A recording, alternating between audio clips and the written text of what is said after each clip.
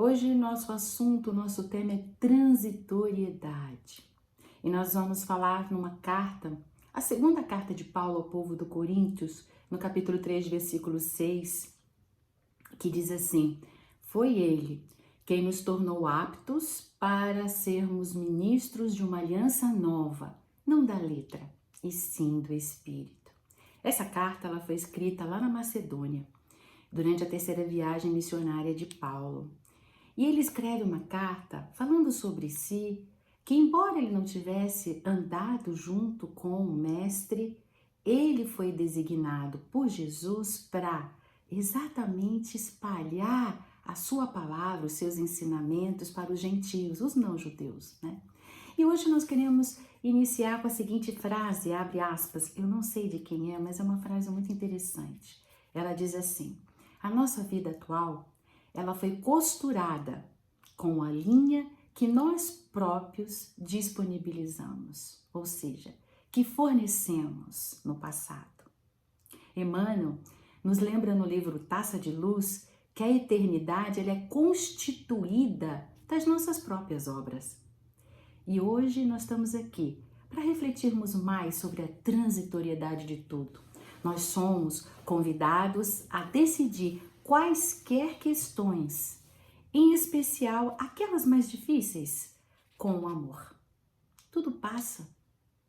Por mais negra que seja a noite, sempre haverá um novo dia. E saber usar o amor como referencial diário para as nossas escolhas faz toda a diferença. Pois é, quando nós queremos garantir que o nosso amanhecer seja de luz, seja de paz, o segredo está naquilo que Jesus veio nos ensinar, né? O amor. O importante é que nós tenhamos a consciência de que cada instante em nossa vida é valiosíssimo. Emmanuel nos adverte. Abre aspas, não ouvides, ou seja, não esqueça que todos nós estamos plantando espiritualmente no tempo. E o que é tempo? No dicionário de língua portuguesa, ele dá 5, mas essa primeira eu vou falar porque eu achei muito interessante. As duas últimas são excelentes para a nossa reflexão do dia de hoje. Primeira, o dicionário diz que é uma duração relativa das coisas. Olha só, duração relativa das coisas, que cria em nós, seres humanos, diz o dicionário, a ideia de presente, de passado e de futuro. Ele diz na segunda, afirmação de que o tempo é uma época, um determinado período, considerado em relação aos acontecimentos nele ocorrido. Então, por exemplo, quando nós lembramos da época das descobertas, ou quando a gente lembra na época da Guerra Mundial, são coisas que aconteceram. Então, o tempo é época, aquilo que aconteceu na época da Revolução Francesa, na época, enfim, acontecimentos que aconteceram, que marcaram, na história da humanidade. Isso é tempo. Ele diz também que o tempo, essa definição eu acho assim muito mais profunda, Ele diz que é um certo período da vida que se distingue de todos os outros. E aí porque quando a gente lembra de um momento forte que marcou a nossa vida, que trouxe felicidade, que trouxe alegria, que marcou a nossa alma, ele é um tempo que se distingue de todos os outros. Então, para uns pode ser no momento do parto dos seus filhos, tanto para o homem como para a mulher, esperando aquele filho querido, o pai, a mãe segurando o bebê, ou o momento em que ele deu os primeiros passos, falou mamãe ou papai, ou falou a vovó, Aquele momento em que ele se forma e recebe lá o canudo da faculdade, ou arrumou o primeiro emprego, ou um filho que se casa, E assim, são tantas coisas, Por isso que ele diz que tempo, o dicionário, olha o que o dicionário diz, é um certo período da vida que se distingue de todos os outros.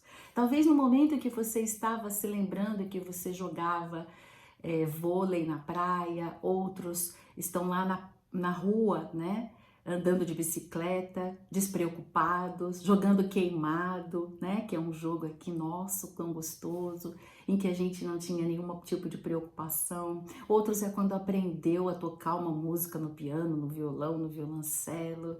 E assim, né, é isso, certo período da vida que se distingue de todos os outros. O dicionário ainda diz que tempo, essa eu acho a mais bela, coberta de sabor, de esperança. Ele diz assim que tempo é a oportunidade para a realização de alguma coisa. E tempo é um só, gente. É o presente. O amanhã será a resposta viva à nossa conduta de hoje, diz Emmanuel. Desejamos a felicidade e muitas vezes nós somos iludidos com valores que nos é apresentado diariamente. Vivemos correndo muitas vezes, gente, atrás das miragens, de ilusões que não preenchem a nossa existência. Colocamos a felicidade no amanhã, confundindo com o ter, né? Achando que o ter vai nos proporcionar a ser felizes. Então a gente diz assim: amanhã eu vou ter um belo carro, então eu serei feliz. No mês que vem, eu vou tirar férias, e aí eu serei feliz. Ano que vem eu mudo de emprego, e então eu vou fazer o que eu gosto, então eu vou ser feliz. Ilusões. Não existe amanhã, não existe o mês que vem, nem o ano que vem, a gente não sabe. Tudo que existe, gente, é o agora. É agora que você pode ser feliz. Seja feliz agora, cada segundo, um segundo de cada vez, com muita garra, ousadia e coragem. Vivemos sem nos aperceber que nas nossas vidas, né, aqueles que nos cercam marcam as nossas vidas. E as suas demonstrações conosco revelam quem somos. Nós podemos nos analisar, podemos refletir que tipo de sementes nós estamos semeando nos corações dos outros. Se os frutos são amargos, não são saborosos, fomos nós que semeamos as sementes desses frutos. Mas se os frutos são deliciosos, saborosos, doces, leves, também são as sementes que nós semeamos no coração dos outros. Então, se você quer conhecer um pouquinho mais de você, repara naquilo que as pessoas te devolvem e você vai saber como você está semeando. Lembra tempo? O dicionário diz que é oportunidade para a gente realizar alguma coisa. A nossa maior missão nessa viagem, nesse planeta, né, é sermos felizes e criar oportunidade para que os outros também sejam. Pois é. Tem uma outra cartinha que Paulo escreve a Timóteo, ele considera um filho espiritual, né? E ele diz assim: o que é que nós levamos do mundo? Gente, a gente luta pela sobrevivência e essa luta está se brutalizando cada vez mais, né? Vivemos extremamente pressionados e, gente, a competição tem sido servido como justificativa para todo tipo de absurdo. As vitórias só têm sentido quando levam à felicidade. O valor de uma vitória reside no significado da luta. Ora, milhões de anos depois daí dos homens das cavernas, a vida ainda continua sendo um campo de batalhas para todos nós. As pessoas destroem a si mesmas e aos outros para atingir as suas metas. A maneira como elas constroem o seu sucesso é extremamente agressiva e o que acontece? A vitória é saboreada solitariamente devido ao medo aos adversários. Porque olha todo mundo como seu adversário. Tem aquela ideia ridícula de que para que um ganhe, o outro tem que perder. O preço de tudo isso tem sido muito alto. Famílias desagregadas, aumento de vícios e uma violência insana. Lembra o que o dicionário disse? Tempo é o período da vida que se distingue de todos os outros. Como ficará marcado na história da humanidade o tempo que nós vivemos hoje? O que nós vamos levar conosco? Amigos, fiquemos alertas, pois como uma loteria, a sociedade criou vários prêmios e todos nós apostamos as nossas vidas, mas acabamos não conseguindo efetivamente a felicidade, a realização pessoal. E por quê? Humberto Holden, no livro Caminho da Felicidade, ele diz assim, abre aspas, Ninguém pode ser realmente feliz enquanto não se perder em algo maior do que ele mesmo. Gente, é a lei de Deus. E se é de Deus, ela é universal. De novo, Humberto Holden complementa: todo homem, para ser feliz, precisa girar em torno da felicidade dos outros. E o próprio Mestre, o nosso amado doce Rabi da Galileia, Jesus, nos ensinou: perca sua vida para ganhá-la. Às vezes, aqui na Terra, parece que nós estamos perdendo, que nós estamos fazendo sacrifícios, que nós estamos deixando isso ou aquilo, né, para que o outro possa crescer, usufruir. Mas é assim que a gente ganha a vida. Tudo que na nossa ignorância espiritual chamamos de problemas pode muito bem ser entendido como oportunidades. Dr. Inácio Ferreira, um psiquiatra que viveu lá em Minas, né? Acho que foi Minas Gerais, eu não me lembro bem. E ele tinha um hospital psiquiátrico, né? Ele dizia, né, que ninguém sofre um minuto a mais que não seja para o proveito próprio, para o seu aprendizado. Tudo envolve uma lição. Tudo tem sua razão de ser. Muitas vezes, quando a gente ora, a gente pede a Deus uma determinada coisa e o Pai, no seu grande amor por nós, Ele não dá o que pedimos, Ele não dá o que merecemos, mas o que nós precisamos para sermos realmente felizes. Então, quanto mais rapidamente nós encararmos com coragem e determinação, nós estaremos projetando um futuro mais feliz. E hoje é que nós vamos fornecer, lembra a frase que eu comecei? A linha para construir, para costurar o nosso amanhã. E o que é que a gente leva do mundo? As riquezas? Mas as riquezas, elas ultrapassam o lado material.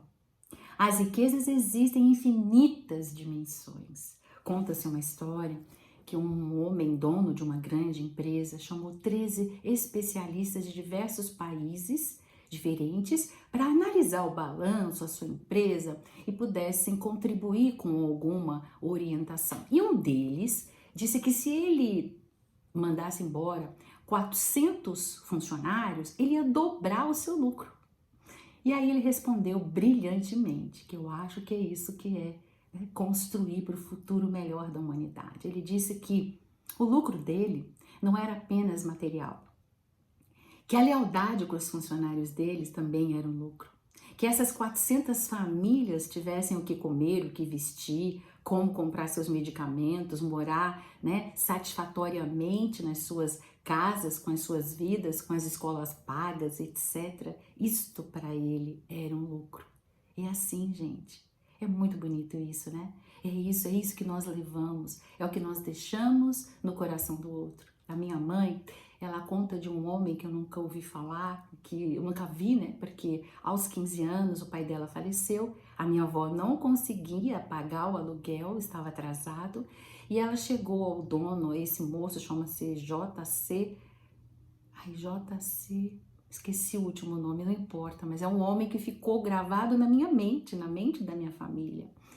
E ele disse assim, ela pediu para ele esperar que ela ia se formar no normal, ia ser professora, ia pagar todo o atrasado. E ele esperou 2 anos, né? Então, ele ficou guardado na mente da minha mãe. Toda vez que ela conta com alegria, com gratidão. E nós, filhos, estamos, os meus filhos estão, né, sabendo que esse homem foi extremamente importante. É isso que nós levamos. Bezerra de Menezes, quando chegou lá no plano espiritual, conta-se que a Celina, né, o acordou, despertou, e ele escutava um murmúrio lá fora.